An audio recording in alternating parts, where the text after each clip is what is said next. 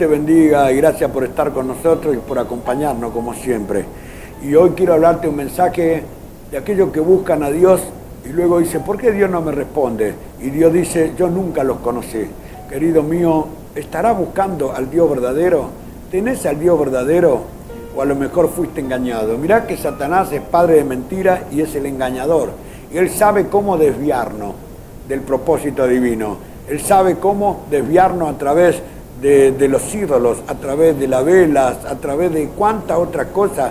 Su gran propósito en esta tierra, Satanás, es desviarnos para que usted no conozca a Jesucristo, el autor de la vida eterna. Veamos lo que dice. No todo el que me dice Señor, Señor, entrará en el reino de los cielos, sino el que hace la voluntad de mi Padre que está en los cielos. ¿Usted cree que todo lo que usted dice, Señor, Dios mío, no todo lo que dicen Señor, Señor, Dios mío van a entrar, sino el que hace la voluntad de mi Padre? Una de la voluntad de su Padre es que usted perdone. ¿Usted perdona? Que usted bendiga a sus enemigos. Otra de la voluntad del Padre. ¿Usted lo hace? Bueno, eso usted tiene que revertirlo. Dice, muchos me dirán en aquel día cuando usted parta con el Señor, Señor, ¿no profetizamos en tu nombre y en tu nombre echamos fuera demonios y en tu nombre hicimos muchos milagros? Entonces yo les voy a declarar esto, nunca los conocí, apartados de mí, hacedores de maldad.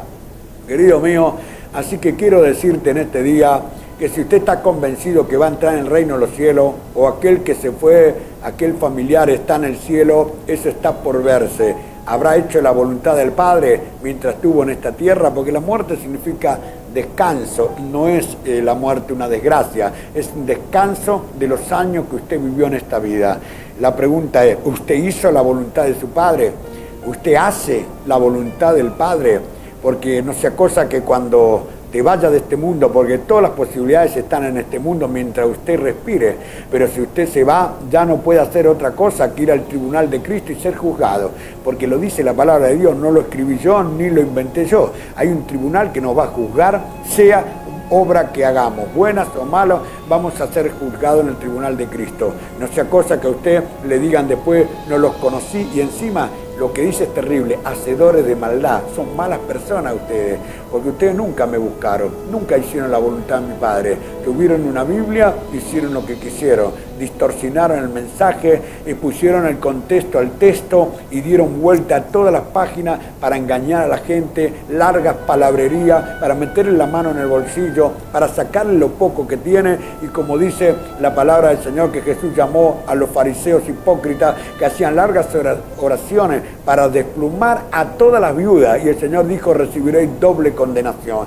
Querido mío, no uses el evangelio para provecho. La gente no son un número para Dios, la gente son personas que necesitan respeto y necesitan afecto, necesitan amor, necesitan enseñarle, porque ¿quién puede predicar el evangelio si no sea aquel que tiene palabra de Dios? ¿Y quién puede conocer el evangelio si no hay quien les predique? ¿Y cómo le predicamos? De una Biblia salieron muchas religiones. ¿Sabes por qué? Por la interpretación. No es porque la Biblia son muchas, por la interpretación que se le da. Por eso la única interpretación que de tal manera amó Dios al mundo, que ha dado a su Hijo unigénito para que todo aquel que en Él cree no se pierda, sino tenga vida eterna, porque no envió el Señor a Jesucristo para que la gente se perdiera, sino para que la gente sea salva por Él. Pero la gente eligió malas tinieblas y eligió mala maldad que lo bueno. Por eso hoy espero que usted reflexione. Este es un año de cambio, un año de muchos conflictos a nivel mundial. Ya lo ve por la televisión, plagas y un montón de cosas, y por eso arrepentite en el nombre de Jesús. Amén.